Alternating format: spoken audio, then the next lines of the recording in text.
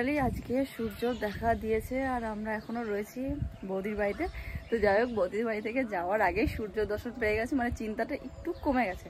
কারণ এরপরে বাড়ি গিয়ে আশা করছি এই যে ফিসফিসানি জল, চ্যাটচ্যাটানি কাদা, এগুলোকে আর সহ্য করতে হবে না। কারণ এটা অন্য সময় হলে মানা যায়, এই বিয়ের দিয়ে একদম মানা যাচ্ছে না, মানে বিয়ের সময় এগুলো ভালোই লাগছে না।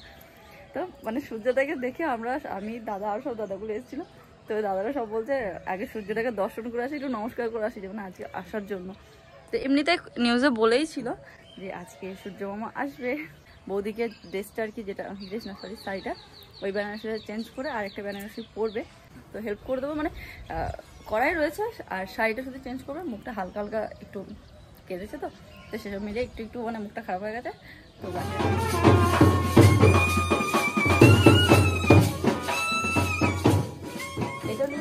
আচ্ছা আসছে, ওই তো আসছে, আসছে দাদা, তুমি ছাড়ো, তুমি ছাড়ো। এই হচ্ছে এক মেয়েদের জীবনের বিরাট মুহূর্ত। যে বাড়িতে এতদিন থাকলো, যেই মানুষগুলোর সঙ্গে এতদিন বড় হলো, খেলো, পড়লো, এই বাড়িতেই সব কিছু, আর এখন সব কিছু ছেড়ে যেতে হবে, কিচ্ছু করার নেই। এটাই হয়ে আসছে, এটাই নিয়ম। এই তো এবার পীযূষকে মানাচ্ছে, ঠিক জামাই জামাই লাগছে, ঠিক জামাই জামাই, সত্যি বিশ্বাস কর, একদম জামাই লাগছে তোকে। তোর পাশে এই পার্টসগুলো কার, তোর এইগুলো তোর পাশে মানাচ্ছে না, ঠিক আপনার। দিদে আমারটা শুধু দুটো সোয়েটার আছে, আর এই হতে যে মূল্যবান জিনিস, দিদে দিদে তোকে ধরবে। ইমোশনাল হয়ে গেছে, কান্দো কান্দো ভাব চলে যা পিজুসকে দাঁড়ালো, পিজুস এবার কাঁদতে লাগবে।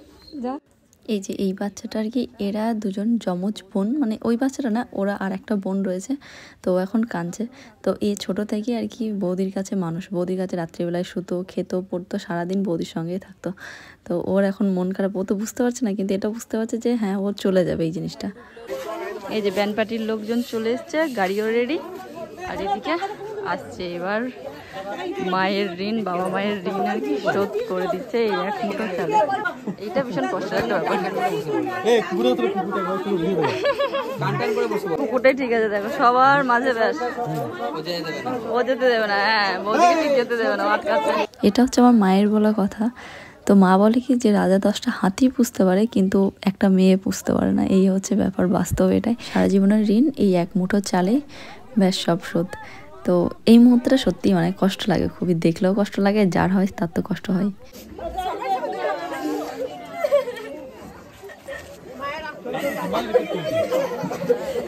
ক্যামেরাম্যান গুলো একবার সামনে সামনে, তাহলে মেকআপ করে কি হলো, কান্না তো হবেই। বিয়ে গাড়িটা আমি কালকে দিনের বেলায় দেখিনি।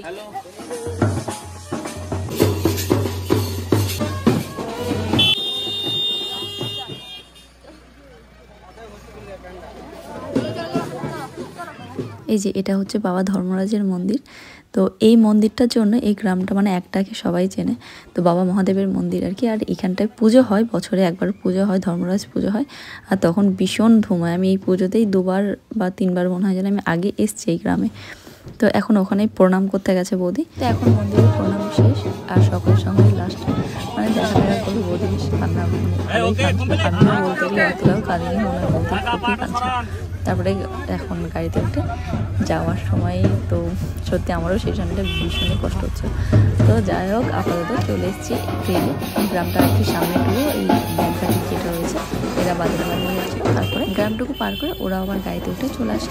আর সকাল সকালে আরেকটা গাড়ি অলরেডি আমাদের চলে গেছে, যেটাতে দাদার বন্ধুরা ছিল। আর যেতে যেতে এদিকে পীযূষ ঘুমাচ্ছিল, আর আমি চেষ্টা করছিলাম আমার কানের সুরসুরি দাও। তো তারপরে দেখি তাকিয়ে গেছে। আর কালকের বাসর মানে বাসর তো ছিল না, মানে বিয়ের আগে আর কি রাত্রে জায়গা তো দেখেছেন কি অবস্থা, আর গাড়ির মধ্যে আমাদের ওই অবস্থায় চলছে। আমরা এসছি বৌদিদের বাড়ি থেকে, বৌদি অনেক কান্নাকাটি করেছে বেচারি, যাতে না একটা মায়ের বাড়ি থেকে আসছে, কষ্ট তো হবে। তো মুখটা একটু দেখাও, নতুন বউ কেঁদে কেঁদে মুখটা খারাপ হয়ে গেছে মেকআপ। আপাতত আসার পর একটু এই ফাঁকা মাঠে সুন্দর, এত সুন্দর না জায়গাটা, এখানে একটু দাঁড়ালাম, তারপরে আবার যাব, বেশি দূর না, 1 ঘন্টার মতো রাস্তা। তো মাঝখানে একটুখানি ব্রেক, আর সকলে একটু নেমে গেছে হাফ টাইম করতে। কিন্তু আমি খাবো, একটু রেখে দিও, এডিট করতে কেটে দেবো না। বৌদি কেমন লাগছে বিয়ে করে? কষ্ট হচ্ছে, আর বাকিটা এখন জানে না। বলে না বই দে তো বোদে বিক্রি কর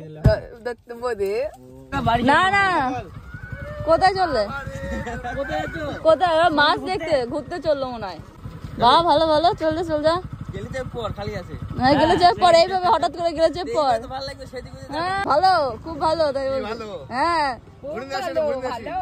হ্যাঁ নিয়ে গেলেন না বললেন না দেখেছি তো ওই তো বললেন না মাছ দেখতে যাচ্ছে মনে হয় নাকি মাছ দেখতে তো যাও যাও হয় বিয়ে হবে না নাহলে তাড়াতাড়ি বিয়ে হয়ে যাবে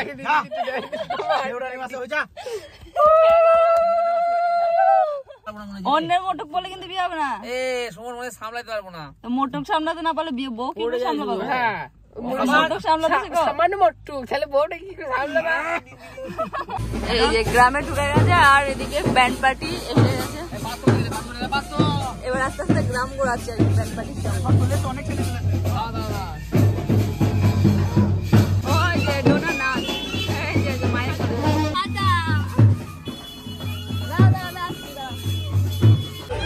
রাসিল দাম দামে দিতে তামি দিলা